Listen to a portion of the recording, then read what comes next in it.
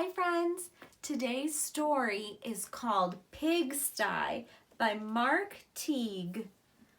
There's two pigs on the cover of this story and one little boy. I wonder what it's going to be about. Let's read it together. I'm going to open the cover and look inside. I'm going to start right here and go this way when I read. I see a big letter M that they made out of smelly socks. How silly. I can't wait to find out what this story is about. Monday afternoon, Wendell Fultz's mother told him to clean his room. It's turning into a pigsty, she said. The title of the book is Pigsty, and she just said that his room is like a pigsty. I wonder what that means. Pigs live on a farm or in a barn, and a lot of times they roll around in mud. Mud's very messy. Let's see if his room has mud in it and if it's messy like a pigsty. Whoa! Look at all those toys on the floor. And oh, look who's on his bed. There's a real pig on his bed. I want to see what happens. Wendell went upstairs. Much to his surprise, there was a large pig sitting on his bed. Oh my goodness, he's eating potato chips on his bed. Pardon me, said Wendell. He shoved some toys into his closet, but the pig didn't seem to mind the mess, and Wendell found that he didn't mind the pig either. He decided to take a break from cleaning and see what the pig was up to. Oh, I know at my house I don't eat potato chips on my bed. That would make a lot of crumbs and a mess. I don't like to have a mess in my room. When Wendell's mother came to look at his room, the pig was hiding, but the mess was still there. She threw up her hands. Okay, Wendell, she said, if you want to live in a pigsty, that's up to you. She wasn't going to help him, was she? She said that it was up to him to clean up his room. I'm looking. The pig's not on the bed anymore, but as I look around, oh look, I see two pig hooves. That's what you call pig's feet. And they're sticking out from under the blanket. But his mom didn't see. Let's see what happens next. Wendell could hardly believe his luck. Now I can live however I want. He didn't even worry when he came home on Tuesday and found a second pig in his room. The mess had grown a bit worse, but he was able to jam most of it under his bed. Pigs are all right, he said, as long as it's only one or two. Oh my goodness, I'm seeing more toys on the floor. He's putting some toys under his bed and in his closet without really putting them back where they belong. Let's see what happens, those silly pigs.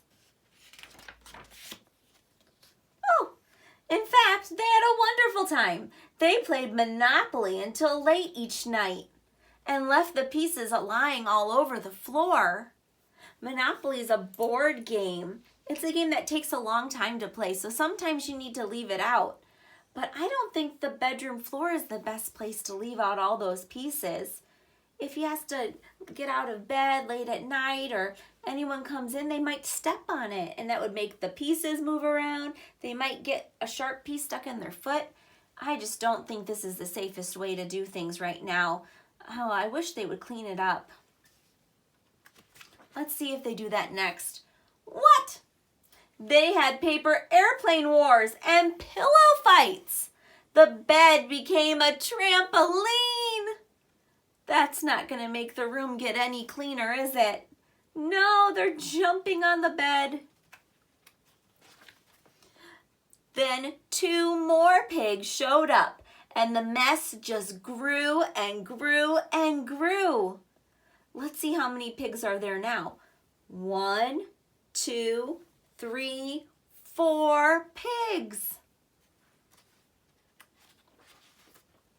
That night when Wendell went to bed, the pigs were lying everywhere. They rolled up in his blankets and hogged his pillows too. Oh, look Wendell doesn't even have a blanket or a pillow anymore on his bed. Wendell told himself he didn't mind, but then he found hoof prints on his comic books. Oh no! Remember, hooves are the name of the pig's feet.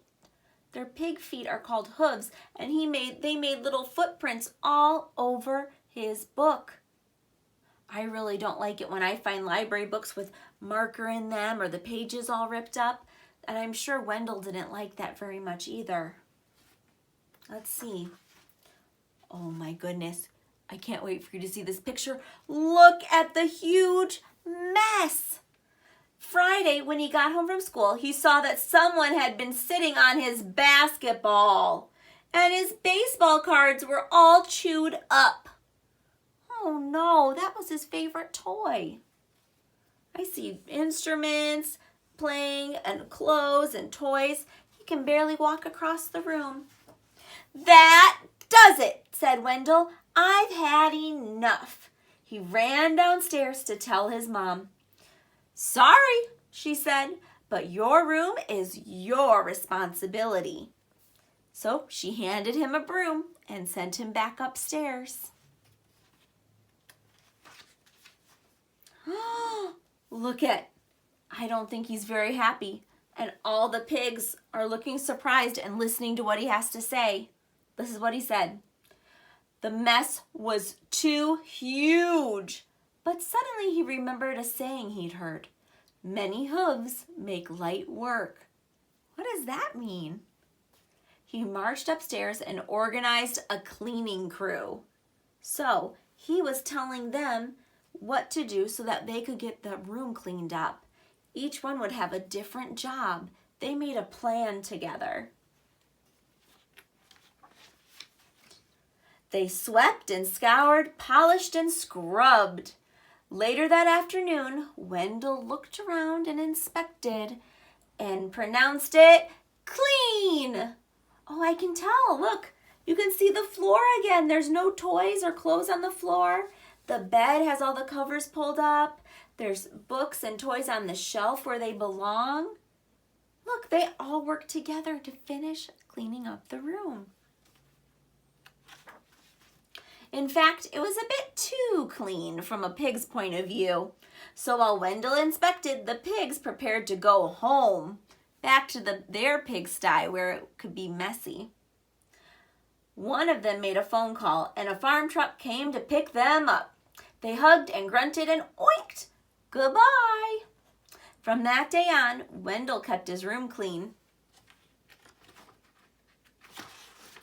Except for those nights when his friends came by to play Monopoly.